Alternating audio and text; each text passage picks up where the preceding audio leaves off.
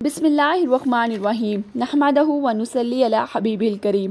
सूरह बकरा की आयत नंबर 280। वइन कान ज़ू उसरतिन फनज़िरतुन इला मैसरह व अन तसद्दक़ू खैरुल लकुम इन कुंतुम तअलमून। और अगर कर्ज लेने वाला तंगदस्त हो तो उसे कसाइश की हासिल होने तक मोहलत दो, और अगर जर कर्ज बख्श दो तो वो तुम्हारे लिए ज्यादा अच्छा है, बशर्ते के समझो। जमाने जालियत में क्या होता था कि कर्ज की अदायगी जब नहीं कोई कर सकता था तो उसकी सूरत में सूद दर सूद असल रकम में इजाफा होता चला जाता था, जिससे थोड़ी सी रकम भी जो होती थी वो कर्जदार के लिए बहुत ज़्यादा पहाड़ की तरह बन जाती थी और उसकी अदायगी करना जो है वो नामुमकिन हो जाता था। इसके बरक्स अल्लाह ताला ने हुक्म दिया है कि कोई तंगदस्त हो तो सूद के बजाय आसानी तक उसे मोहलत दो, और अगर तुम कर्ज बिल्कुल माफ़ कर दो, यानी कि तुम्हारी अगर इतनी हैसियत है कि तुमने जो कर्ज दिया तुम माफ़ कर सकते हो, तो ये अल्लाह ताला के नज़दीक ज़्यादा बेहतर है।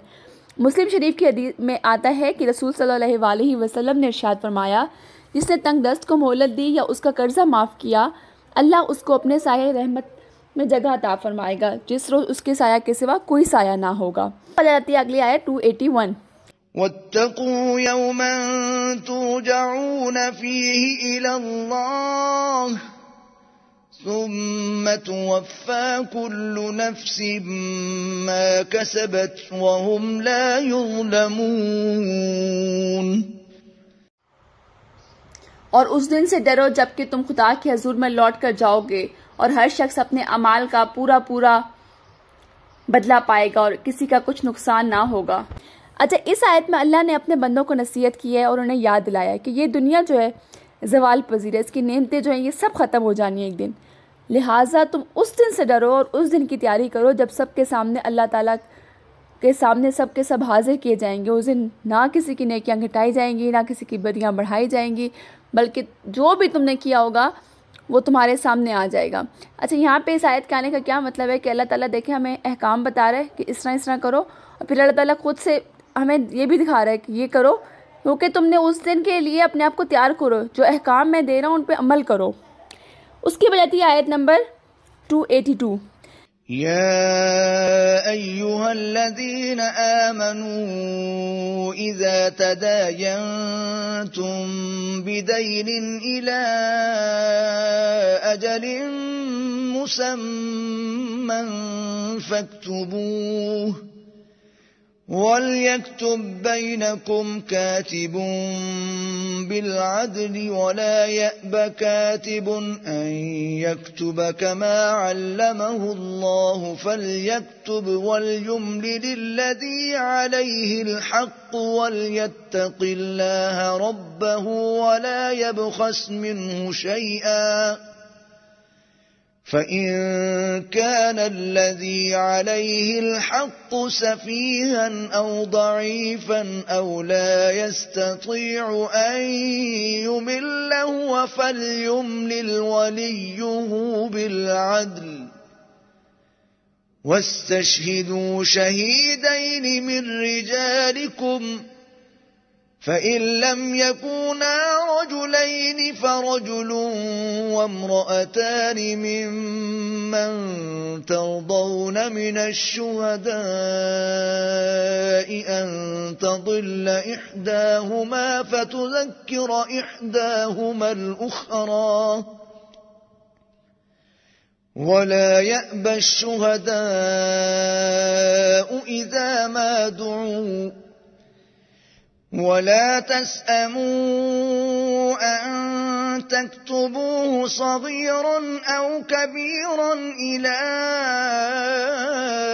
अजलिह ज़ालिकुम अक़सतु इंदल्लाहि व अक़वमु लिश्शहादति व अदना अल्ला तर्ताबू इल्ला तकून तिजारतन हादिरतन तुदीरूनहा बैनकुम फलैस अलैकुम जुनाहुन अल्ला तक्तुबूहा वअशहिदू इज़ा तबायअतुम वला युदार كاتب ولا شهيد وإن تفعلوا فإنه فسوق بكم واتقوا الله ويعلمكم الله والله بكل شيء عليم। मोमनो, जब तुम आपस में किसी म्याद मुअय्यन के लिए कर्ज का मामला करने लगो तो उसको लिख लिया करो, और लिखने वाला तुम में किसी का नुकसान ना करे बल्कि इंसाफ से लिखे। लीज लिखने वाला जैसा खुदा ने उसे सिखाया है लिखने से इनकार भी ना करे और दस्तावेज लिख दे, और जो शख्स कर्ज ले वही दस्तावेज का मजमून बोलकर लिखवाए और खुदा से कि इसका मालिक है खौफ करे, और जर कर्ज में से कुछ कम ना लिखवाए।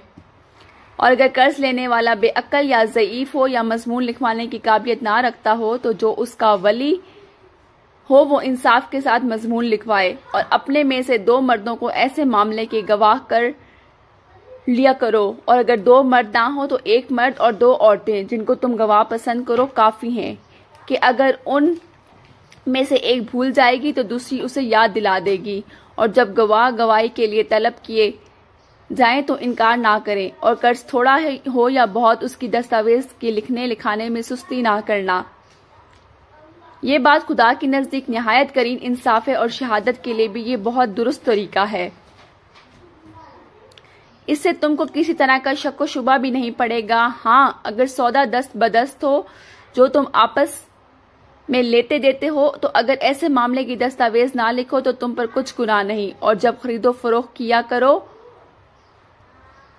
मसलन जमीन जायदाद की, तो भी गवाह कर लिया करो, और किताबत दस्तावेज और गवाह मामला करने वालों का किसी तरह नुकसान ना करें। अगर तुम लोग ऐसा करोगे तो ये तुम्हारे लिए गुनाह की बात है, और खुदा से डरो और देखो कि वो तुमको कैसी मुफीद बातें सिखाता है, और खुदा हर चीज से वाकिफ है। अच्छा, इस आयत को जो है आयत देन भी कहा जाता है। ये कुरान पाक की सबसे लंबी आयत है, और लेन देन के हिसाब से ये आयत जो है ये बहुत इंपॉर्टेंट है। इसमें उधार या कर्ज के मामला के अहकाम बयान हुए हैं, और अल्लाह ने अपने मोमिन बंदों को ये तालीम दी है कि जब भी वो बजरिया कर्ज लेन देन करें तो उसे लिख लिया करें, इसलिए कि कर्ज की मिकदार, उसकी अदायगी का वक्त और गवाहियों को रिकॉर्ड में लाने का इससे बेहतरीन कोई भी जरिया नहीं हो सकता। कर्ज के लेन देन को अल्लाह ने लिखने का हुक्म इसलिए दिया है कि कोई भी जो है वो इसका इनकार ना कर सके और भूल ना जाए। ठीक है, अब सबसे पहले इसमें बहुत सारी चीज़ें आ रही हैं, हम एक एक करके हर चीज़ को एक्सप्लेन करते हैं। सैयदना अब्दुल्ला बिन मसूद रज़ी अल्लाह अन्हु ने फरमाया है कि यकीनन कोई चीज़ उधार देना निस्फ सदका के बराबर है, यानी कि अगर कोई आपसे कोई चीज़ उधार मांगता है तो उसकी पहले तो हम ये बताएंगे कि अगर आप किसी को दे देते हैं तो आपको क्या सवाब मिलता है, कि आपको सदका करने के आधा सवाब मिलता है, कि अगर आप किसी को वो सदका करते हो तो उसका निस्फ सवाब आपको मिलता है, यानी कि एक तो आपको चीज़ वापस ही मिल जाती है और आप नेकी भी कमा लेते हो। ठीक है, अब लेन देन के मामलात को लिख लेना बहुत बेहतर है। सैयदना अबू मूसा अशरी रज़ियल्लाहु अन्हु बयान करते हैं कि रसूल सल्लल्लाहु अलैहि वसल्लम ने फरमाया, 3 आदमी ऐसे हैं कि वो अल्लाह से दुआ करते हैं लेकिन अल्लाह उनकी दुआ कबूल नहीं फरमाते। एक वो आदमी जिसकी बीवी बुरे अखलाक वाली यानी बेहया हो और वो उसे तलाक ना दे। दूसरा वो शख्स जिसने किसी को कर्ज दिया और उस पर किसी को गवाह ना बनाया, यानी अगर फितना और फसाद का ख़तरा हो तो गवाह बनाना ज़रूरी है। और तीसरा वो शख्स जिसने किसी बेवकूफ़ व बेसमझ आदमी को उसका माल दिया। ठीक है, ये छोटी छोटी बातें होती हैं जो हमें पता ही नहीं है, लेकिन इनको ज़हनशीन कर लें अपने। अब आगे आ रहा है कि जो शख्स लिखना जानता है तो लोग जब उसे लिखने का कहें तो वो इनकार ना करे, बल्कि उसे चाहिए जो लिखना नहीं जानता उस पर सदका करे और लिख दे। सैयदना अबू ज़र रज़ियल्लाहु अन्हु बयान करते हैं कि रसूल सल्लल्लाहु अलैहि वसल्लम ने फरमाया, ये भी सदका है कि तुम किसी काम करने वाले की मदद करो या जो काम करना नहीं जानता उसे काम कर दो। ये बुखारी शरीफ की हदीस है। देखें, दीन इस्लाम में छोटी छोटी बात पे आपको नेकियां मिलती हैं, तो आप किसी की अगर मदद कर देते हो तो उसमें भी आपको सदक़े का सवाब मिलता है। अब आगे आ जाता है कि गवाह बना लो।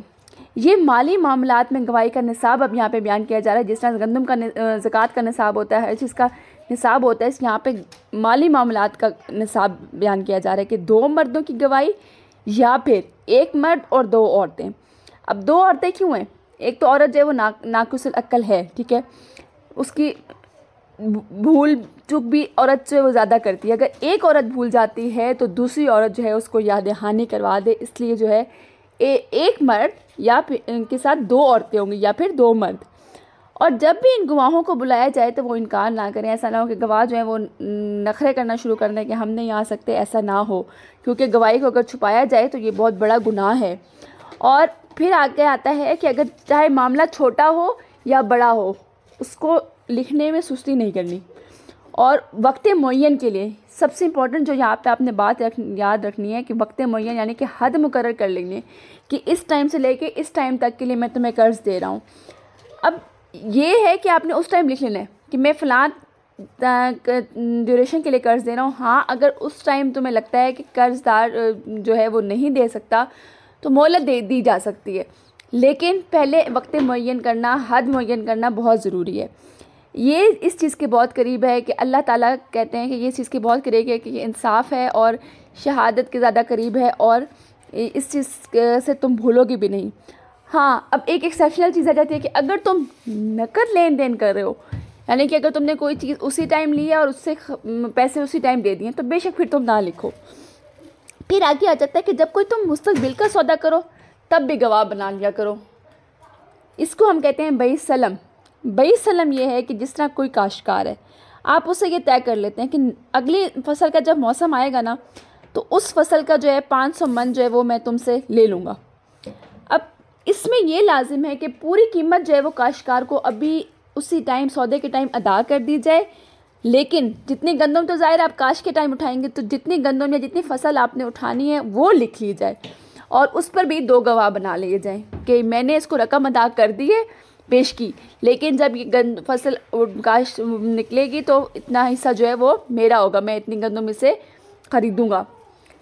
अब आगे है कि ना कोई ज़रर पहुँचाए लिखने वाले को, ना ही गवाह को। यानी कि ये नहीं होगा कि प्रेशर डाल के आप कह दें कि तुम मेरे हक़ में फ़ैसला कर दो या लिखने वाले पे प्रेशर डाला जाए, ऐसा कुछ नहीं होगा। और जो लिखने वाला है वो भी इस चीज़ का ख्याल रखे कि वो किसी कुराबतदारी, किसी भी तरह से अदावत से जो है का असर में ना आए कि उसकी कर्ज़दार से जो है वो कुराबतदारी है, रिश्तेदारी है, तो वो उसको फेवर दे दे, या फिर उसके साथ कोई उसकी दावत है तो वो उसको नुकसान पहुंचाने के लिए कुछ लिखे। ऐसा बिल्कुल नहीं होना चाहिए। और अगर तुम ऐसा करते हो तो ये बहुत बड़ी नाफरमानी है, क्योंकि अल्लाह ताला के हुक्म के ख़िलाफ़ जाओगे। और अल्लाह ताला से डरो। अल्लाह ताला जो है वो तुम्हें हर चीज़ की तालीम दे रहा है। कुरान पाक में हर चीज़ को अल्लाह ताला तुम्हें सिखा रहा है कि तुमने दीनी मामलात में, माली मामलात में किस तरह से चलना है। और अल्लाह ताला जो है वो हर चीज़ को जानता है। अल्लाह ताला ये जानता है कि अगर तुम अपने मामलात में लेन देन में लिख पढ़ नहीं करोगे तो क्या होगा, तुम्हारे आपस में इख्तिलाफात बढ़ेंगे। इसलिए ये बेहतरीन है कि तुम कुछ भी लेन देन करो, कर्ज़ दो या कोई भी किसी तरह का माली लेन देन हो, तो तुम उसको लिख लिया करो और उस पर गवाह मुकर्रर कर लो। आज के लेसन को हम यही एंड करते हैं। नेक्स्ट लेसन का आगाज़ हम इंशाल्लाह अगली आयत से करेंगे। जज़ाकल्लाह खैरन कसीरा।